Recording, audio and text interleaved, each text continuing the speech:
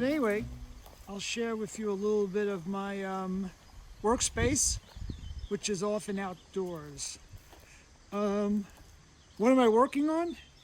Well, I'm a cartoonist foremost, and during this pandemic, I did about 40 or 50 cartoons about the pandemic. They appeared in the New York Daily News, the New Yorker, the Oldie in England, Narrative, Airmail, and many other magazines. I work for about 20 different magazines, including Writer's Digest, where I'm an editor, and I also write stories for them. I write stories for a lot of different places as well. I write for the New Yorker occasionally, and the New York Times. One of the questions I had was, what are your biggest distractions? Well, there has been a lot more traffic out here in the wilderness as people came up here to get away from the cities. Anyway, it was actually at a Writer's Digest annual conference that I learned from one of their seminars the importance of trying to work outdoors and embracing nature to get away from distractions. And that's exactly what I did. I actually created my own distraction by wanting to build a path. Now that's this path right here we're going to take to get to my workspace. And I made this little thing so I had an excuse to walk in the woods. And I'm going to just turn back to show you this is actually something that's there. It's actually a structure of sorts. And a little bridge that goes over a creek. There's a few waterfalls and creeks in my backyard. And the sound of the waterfalls is actually really soothing. And I could really work anywhere because most often it's just the ideas that are the problem.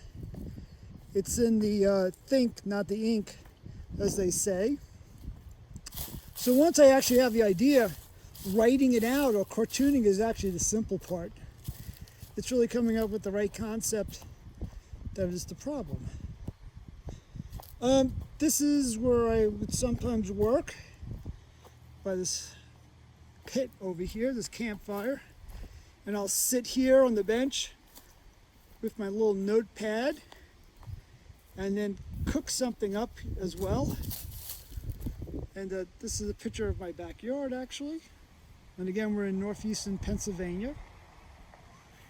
And I'm going to take a little stroll to my favorite place to work, which is on the roof of my garage.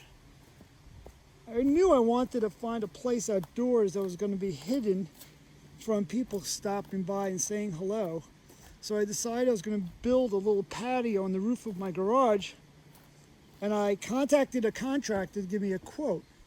And he came back and gave me this quote. I'll show you now where we're going.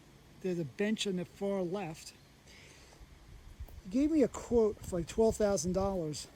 And I'm looking over the plans and I'm saying to him, well, what in the world is this over here? It's like this big structure that went off the roof and all the way out past the waterfalls that we're going to look out to. And he goes, well, that's the handicap ramp. He goes, to make this up to code, I'm going to have to build a handicap ramp. So you got to be joking. I go, thank you very much. And that afternoon, I went over to Home Depot, bought a couple of roof jacks, and got some lumber, and I made this bench. It's a little dark, I could see from the screen. Sorry about that. But this is where I work, and this is my view. I look out that way, and I sit here, and I have a little notepad right here, and I just jot down the jokes that I come up with that I'm going to draw up later for my batch. And each week, I send a batch into the New Yorker of like about 10 ideas. Anyway, I hope everyone's not asleep yet and bored from this discussion. I do appreciate you hanging on this long. And if you're ever up this way in northeastern Pennsylvania, please stop up on the roof and say hello, and we'll share some tea. Thank you very much, and please remember to support the independent bookstores. It's something that I hope people are not taking for granted. I really believe in them, and I really feel like it's going to be a great loss of that institution if we don't have independent bookstores. I always consider them the intellectual hub of every main street. So thanks. Bye.